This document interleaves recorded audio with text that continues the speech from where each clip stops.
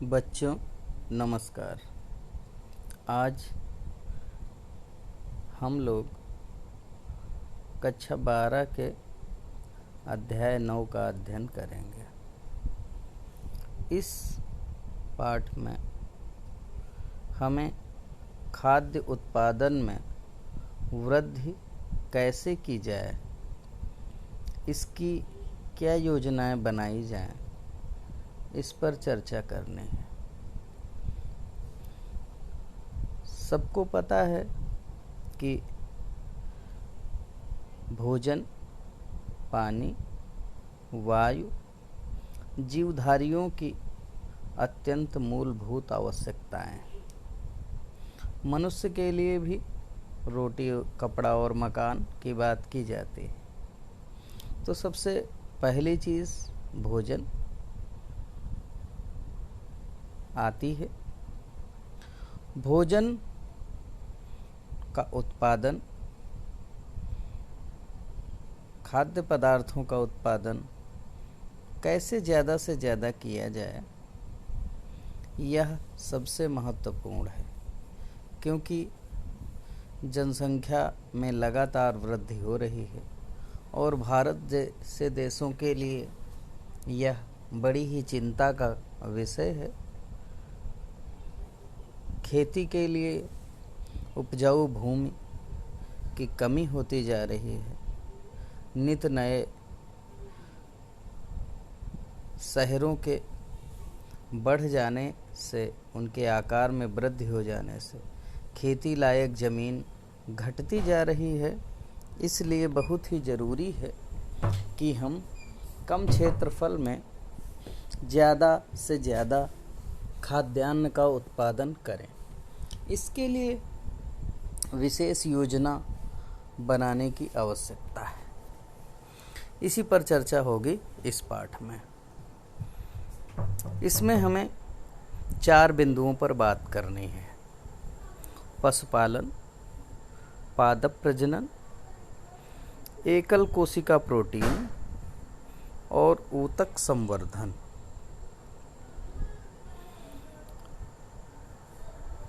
आप लोग देख सकते हैं कि विश्व की बढ़ती जनसंख्या के साथ खाद्यान्न उत्पादन की वृद्धि एक प्रमुख आवश्यकता है। पशुपालन तथा पादप प्रजनन पर लागू होने वाले जैविक सिद्धांत खाद्य उत्पादन बढ़ाने के हमारे प्रयासों में मुख्य भूमिका निभाते हैं। भविष्य में कई नई तकनीकें जैसे भ्रूण स्थानांतरण प्रौद्योगिकी तथा ऊतक संवर्धन खाद्य उत्पादन में अतिरिक्त वृद्धि के लिए आधारीय भूमिका निभाएंगे। इसमें संक्षिप्त रूप से पूरे पाठ पर फोकस करने का प्रयास किया गया है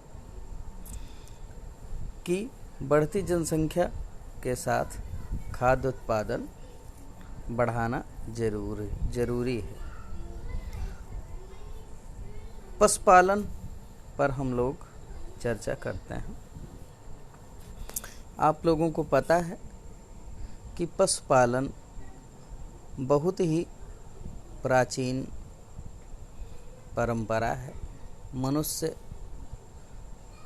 के विकास काल में जब वो खानाबदोश जीवन व्यतीत करता था, केवल भोजन के लिए जंगल में घूमता था, तभी से उसने कुत्ते जैसे पशु पालना शुरू कर दिया था, क्योंकि ऐसे पशु उनकी मदद करते थे और उनके साथ यह शिकार में हिस्सा प्रदान करते थे। जब कृषि का प्रारंभ हुआ तो पशुओं की विशेष रूप से आवश्यकता पड़ी। पशुपालन इसीलिए आवश्यक रहा होगा। जुताई में खास तौर से पशुओं की आवश्यकता होती है। इसके लिए पशु प्रजनन और पशुधन वृद्धि जैसी तकनीकों का प्रयोग कृषि में उत्पादन बढ़ाने के लिए किया गया, जिससे अच्छी अच्छी नस्लें जो किसानों के लिए उपयोगी हों, उनकी संख्या बढ़ाने के लिए इन तकनीकों को अपनाया गया। पशुपालन किसका किया जाता है, किन पशुओं का किया जाता है? सभी पशु हमारे लिए उपयोगी उतने नहीं हैं, इसलिए किसान किसे पालते हैं? जो उनके लिए उपयोगी हैं, जैसे भैंस, गाय, सूअर, घोड़ा, भेड़, ऊंट, बकरी आदि। इनका अपना अलग अलग महत्व है। जैसे भैंस और गाय, ये दोनों दुधारू पशु हैं, दूध प्राप्त होता है। साथ ही में इनके जो बछड़े होते हैं, उनसे किसान जुताई का कार्य लेते हैं, भैंसा और बैल से।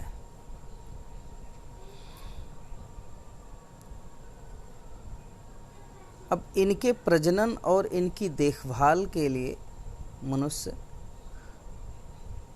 कई तकनीकें अपनाता है, ध्यान देता है और उन पर प्रयास करता है, जिससे अच्छी अच्छी नस्लें विकसित होती हैं। कुक्कुट और मत्स्य पालन भी पशुपालन के अंतर्गत रखा जाता है। कुक्कुट पालन कहते हैं मुर्गी पालन को। इसमें बच्चे पाल कर बड़े किए जाते हैं तथा अंडों के लिए भी इनका उपयोग किया जाता है। आप लोगों ने सुना होगा फार्मी अंडे। तो ये फार्मी अंडे किसी फैक्ट्री में नहीं बनते, यही जो मुर्गी फार्म होते हैं वहाँ इनका उत्पादन किया जाता है। जब बच्चे पाले जाते हैं, बड़े करके बेचे जाते हैं, तो उनका उपयोग मांस में होता है। लेकिन मुर्गियाँ पाली जाती हैं तो उनसे अंडे प्राप्त किए जाते हैं, जिनकी बिक्री से आय होती।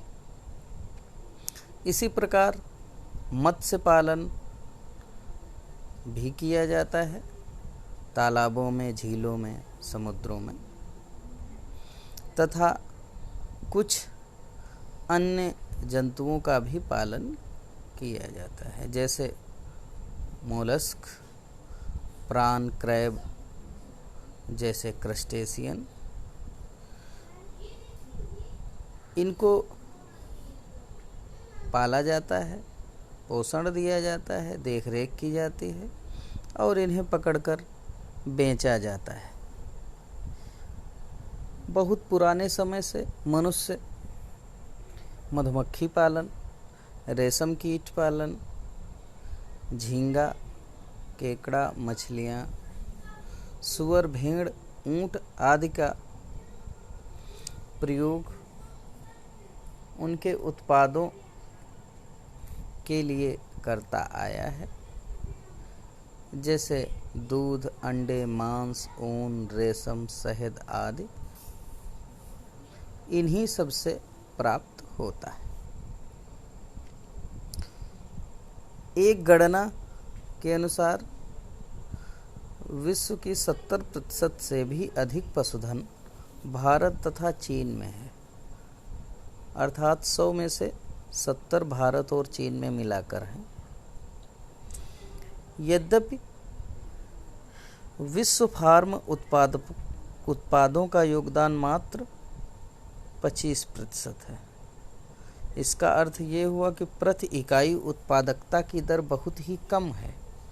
अतः पशु प्रजनन तथा देखभाल की पारंपरिक पद्धतियों के अतिरिक्त गुणवत्ता तथा उत्पादकता में सुधार लाने के लिए नई प्रौद्योगिकी का भी प्रयोग करना होगा। यहाँ हमें समझना है कि हम लोग पशु तो ज़्यादा रखते हैं, लेकिन उनसे उत्पादन इतना नहीं ले पाते, क्योंकि हमारी पद्धतियाँ काफ़ी पुरानी हैं और पारंपरिक हैं। नवीन तकनीक का उपयोग आसानी से भारतीय संस्कृति में अपनाने में हमेशा कठिनता महसूस की जाती रही। यहाँ के लोग अपनी पुरानी पद्धतियों को ही ज़्यादा कारगर मानते हैं। इसका प्रमुख कारण अशिक्षा और कम पढ़ा लिखा होना है।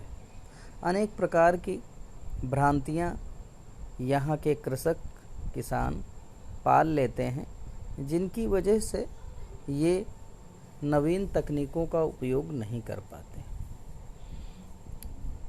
आज के लिए इतना ही, फिर मिलेंगे अगले वीडियो के साथ। आप लोग कमेंट करके ज़रूर बताइएगा कि हमने आज इस तरह से जो पढ़ाया है वो आप लोगों को समझ में आया कि नहीं समझ में आया, और कमियों को इंगित करेंगे तो हम और सुधार करने का प्रयास करेंगे। थैंक यू वीडियो देखने के लिए।